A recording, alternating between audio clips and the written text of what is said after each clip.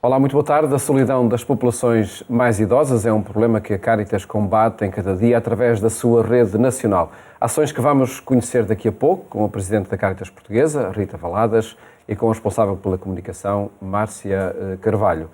Primeiro vamos mostrar notícias da atualidade, a começar pela Semana do Papa Francisco. Cari fratelli e sorelle, buongiorno.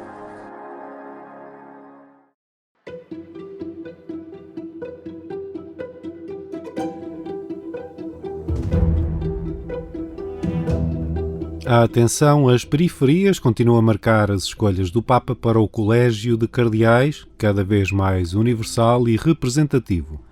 A 27 de agosto, Francisco terá 21 novos conselheiros, entre os quais os arcebispos de Dili e o de Goa e Damão, territórios com forte ligação à história de Portugal. Lunedì e martedì 29 e 30 agosto si terrà una riunione di tutti i cardinali per riflettere sulla nuova Costituzione Apostolica Predicate Evangelium. E sabato 27 agosto terrò un consistorio per la creazione di nuovi cardinali. Monsignor Felipe Neri Antonio Sebastião da Rosario Ferrão, arcivescovo di Goa e Dalmau, India. Monsignor Virgilio do Carmo da Silva, arcivescovo di Dili, Timor Orientale. Preghiamo per i nuovi cardinali affinché, confermando la loro adesione a Cristo, mi aiutino nel mio ministero di Vescovo di Roma per il bene di tutto il santo popolo fedele di Dio.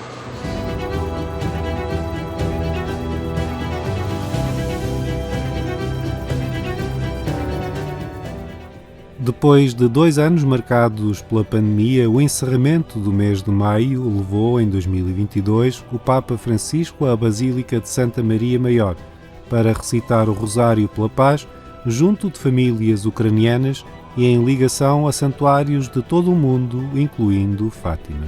Questa sera, al termine del mese a te particolarmente consacrato, eccoci di nuovo dinanzi a te, Regina della Pace, per supplicarti concede il grande dono della pace.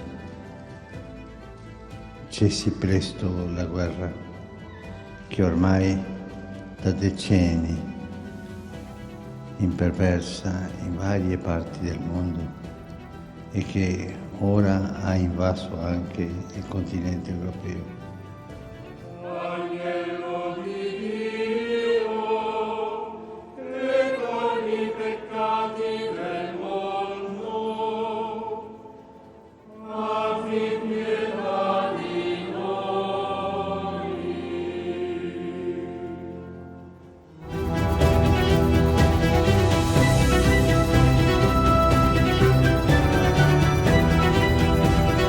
A guerra na Ucrânia e o seu impacto global, particularmente nos mais pobres, continua no coração do Papa. A sua palavra é dirigida a quem tem o poder de mudar o rumo dos acontecimentos quanto antes. Desta grande preoccupazione il blocco dell'esportazione del grano dell'Ucraina, da cui dipende la vita di milioni di persone, specialmente paesi più poveri. Rivolgo un accorato appello affinché si faccia ogni sforzo per risolvere tale questione e per garantire il diritto umano universale a nutrirsi. Per favore, non si usi il grano, alimento di base, come arma di guerra.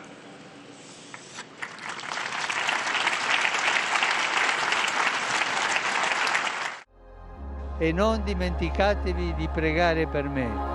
Arrivederci.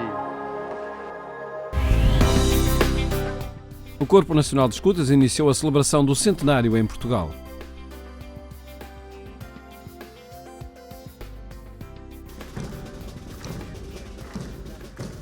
O Corpo Nacional de Escutas iniciou a celebração dos 100 anos da sua presença em Portugal. Um organismo que aposta na promoção e desenvolvimento integral dos jovens e das crianças. Ao longo deste ano, rumo ao centenário, os escuteiros vão realizar diversas atividades comemorativas com um olhar atento aos desafios atuais.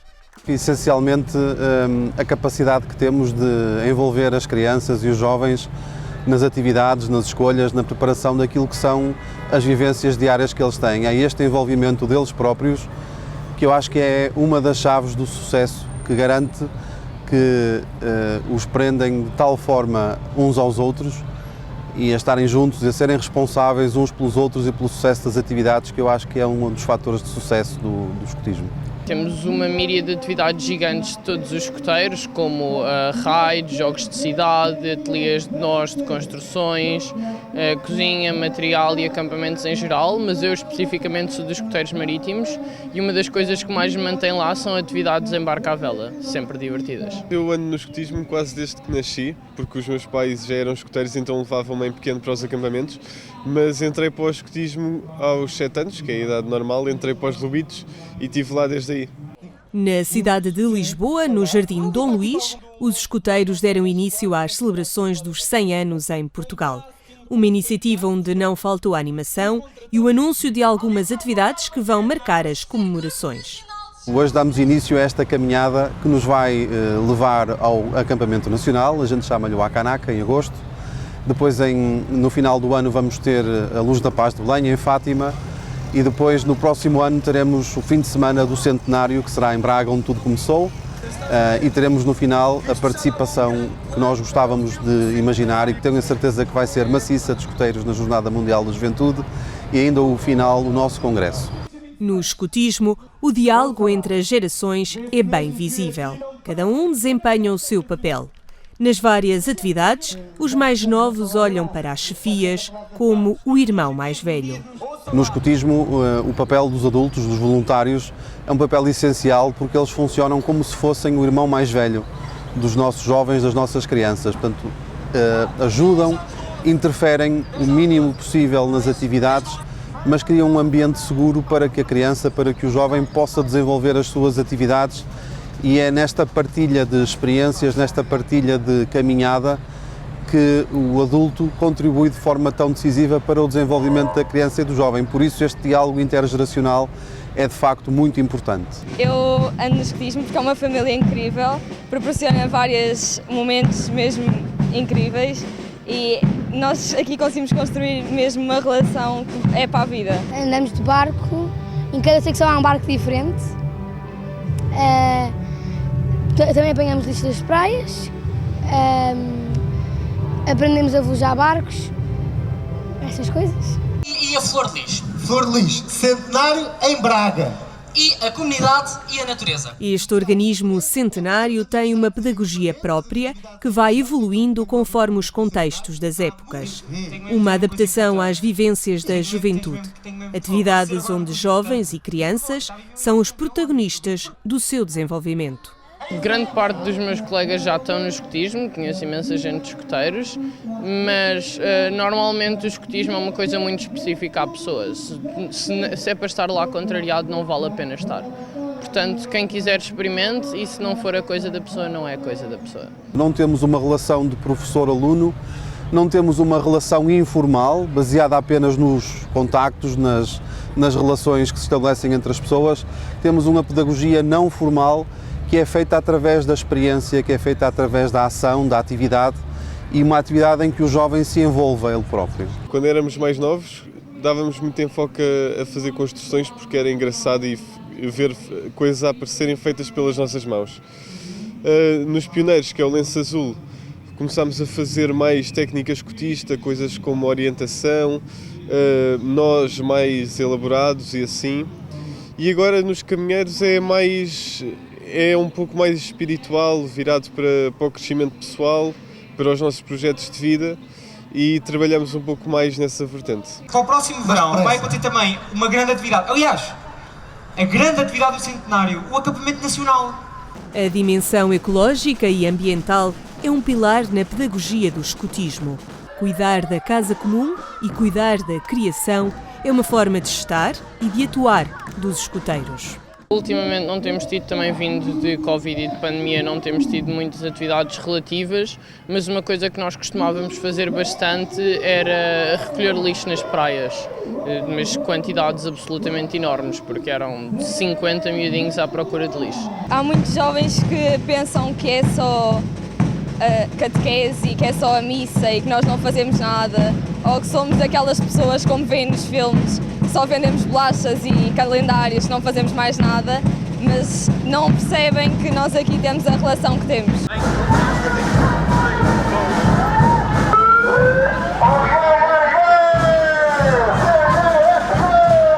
Com as suas fardas, os escuteiros fizeram uma arruada pela Baixa de Lisboa. Na caminhada, onde não faltou animação e música, o Corpo Nacional de Escutas deu início às celebrações do centenário. O objetivo do escutismo, se quiséssemos colocar isto em 2 ou 3 palavras, é contribuir para que os nossos jovens sejam cada vez mais cidadãos ativos nas suas próprias comunidades, capazes de serem agentes de transformação da sua sociedade através da comunidade onde eles conseguem tocar, onde eles conseguem influenciar. Não num futuro longínquo, não quando forem adultos, mas no já, no agora. E, portanto, é uma atitude construtiva, uma atitude de crescimento que nós tentamos que o jovem e a criança vão sendo cada vez mais responsáveis por aquilo que os rodeia. Iniciativas nacionais e locais vão marcar o ano do centenário do Corpo Nacional de Escutas, sempre com o objetivo de formar as crianças e os jovens para um mundo mais justo e fraterno.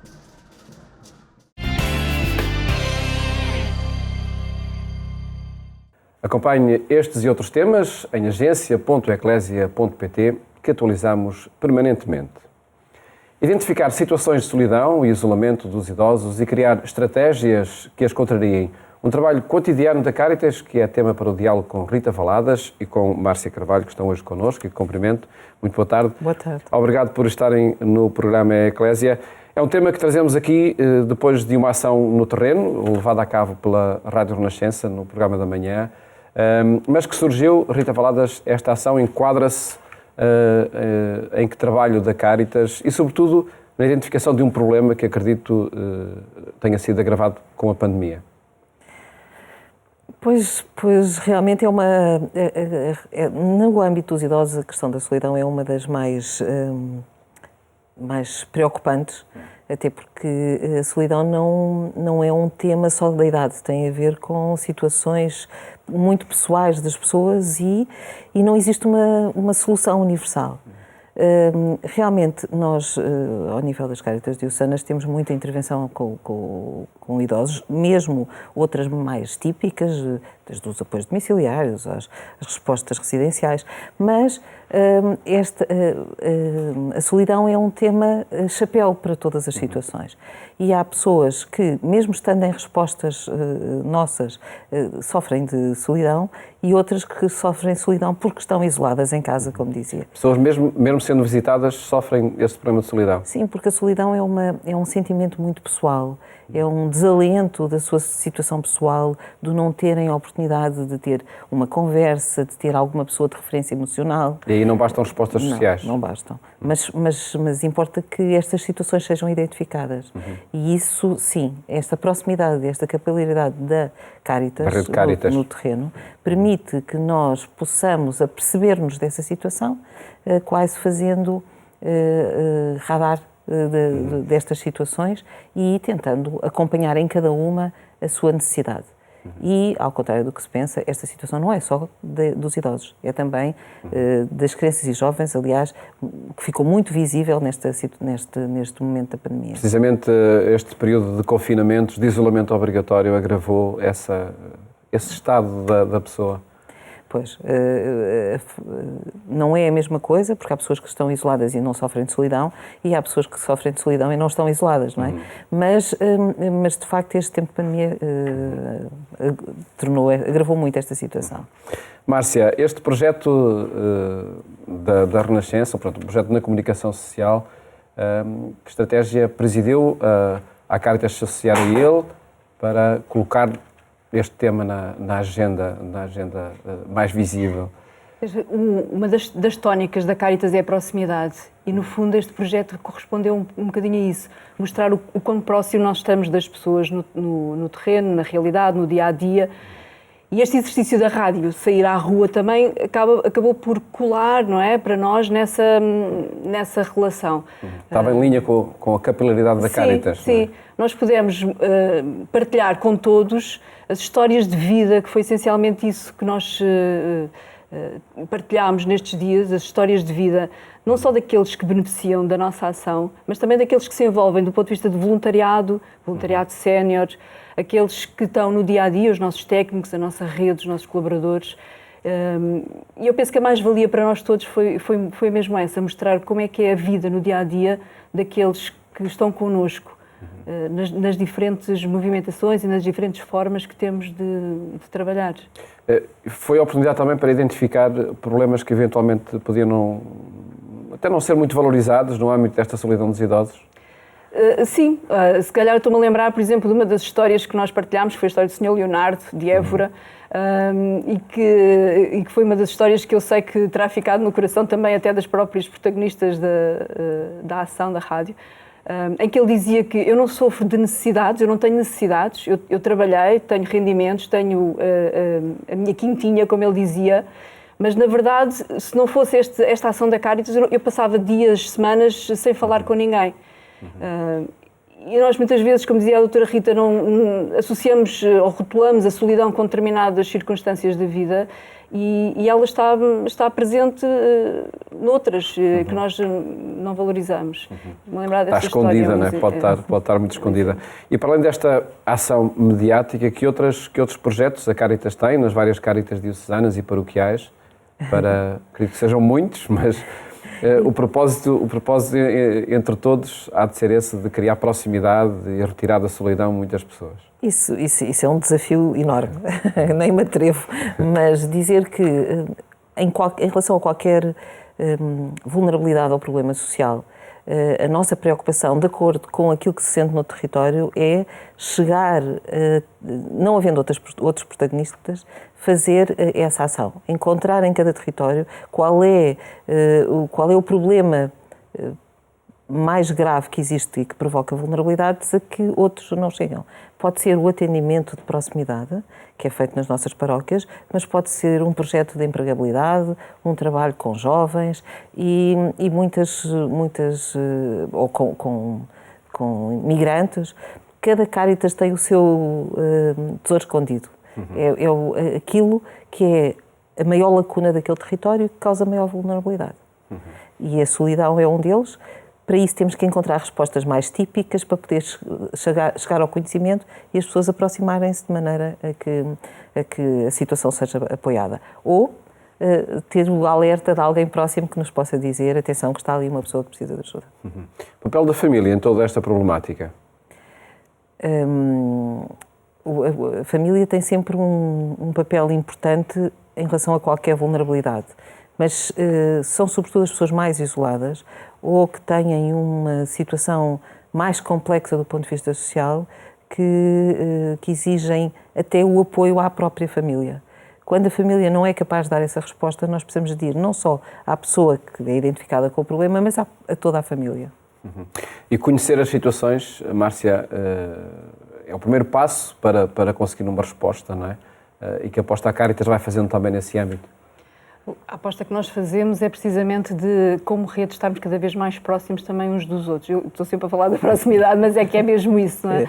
Mesmo como Cáritas diocesanas, como rede, como colaboradores, conhecer o trabalho uns dos outros e ter a oportunidade de ter fóruns de partilha. Temos procurado promover isso também para nós, do ponto de vista institucional, ter espaços onde nos encontramos, onde sabemos o que é que os colegas do Algarve fazem e partilhar com o que fazem os de Vila Real.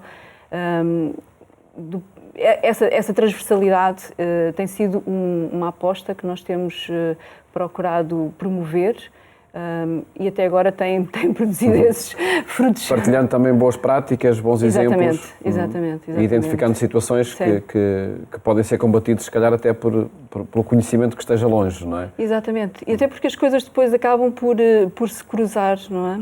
E esse é o fruto de nós sermos efetivamente uma rede e de podermos estar a trabalhar na realidade de Lisboa, mas perceber que ela pode ser útil e que o que eu sei pode ser útil aos colegas que sabem e que estão a passar pela mesma situação. Esse é o benefício de sermos uma rede. O que é que vai ser feito, Dr. Rita Valadas, com o que foi angariado nesta campanha e que, segundo a Renascença divulgou, creio que foram 30 mil euros? Ou se calhar já mais? Não tenho os números finais, alguns levam ainda tempo a chegar, mas vamos saber muito em breve. Aquilo que nós nos propusemos foi utilizar o nosso programa Vamos Inverter a Curva da Pobreza, que nós temos testado como o mais ágil para chegar às ideias e, neste caso, fazer o desafio contrário, que é que projetos vocês têm, aonde é que vocês gostavam de ir? Vocês quem? Vocês, Cáritas Diocesanas e seus parceiros. A rede das Cáritas Diocesanas é bastante mais larga do que as próprias dioceses, não é? Mas a ideia é que haja candidatura para ser financiado por esta verba, que é para nós também podermos demonstrar a quem doou o uso que fizemos do dinheiro que foi doado. E com respostas muito concretas neste problema da solidão de pessoas mais vulneráveis, nomeadamente os idosos. Entre a solidão e as ferramentas que se usam para combater a solidão. Estou-me a lembrar do programa Humanamente Ativos, que fez um jogo para trabalhar a dimensão cognitiva. Mas é um exemplo. É um exemplo que nós gostaríamos de perseguir e, nesse caso, tentar encontrar forma disto chegar às outras dioceses todas, porque é um instrumento muito interessante e foi criado por uma equipa Cáritas. Muito bem. Doutora Rita Valadas e Márcia, obrigado por estarem aqui no programa Eclésia a partilhar esta experiência, de parceria também, nomeadamente com a Renascença, para o combate à solidão das pessoas mais idosas. Muito obrigado por nós. Muito obrigado. Por hoje nós ficamos aqui no programa Eclésia. Desejo-lhe uma ótima tarde e até amanhã, se Deus quiser.